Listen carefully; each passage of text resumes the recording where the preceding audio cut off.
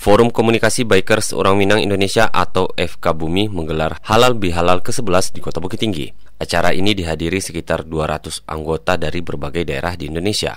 Pendiri FKBUMI Teddy menyebutkan bahwa pemilihan Bukit Tinggi sebagai lokasi acara karena komunitas ini pertama kali dicetuskan di kota itu pada tahun 2013.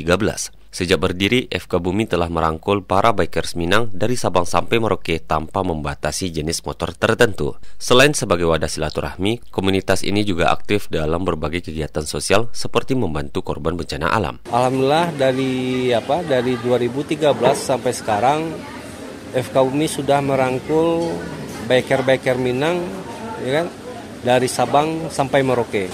Alhamdulillah. Dan di sini FKBUMI ini kita menyatukan anak-anak motor semua jenis, motornya apa saja, bebas. Dan sini yang kita cari di FKBUMI adalah orangnya, orang yang berasal dari Minang, ya kan, dan menyatukan dalam suatu wadah kita di sini, biker Minang. Gitu. Setiap tahun FKBUMI menggelar dua agenda utama, yaitu Halal Bihalal dan perayaan Hari Jadi. Tahun ini acara tersebut dihadiri perantau bikers Minang dari berbagai provinsi di Indonesia.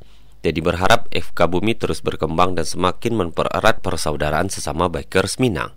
Irsyad melaporkan.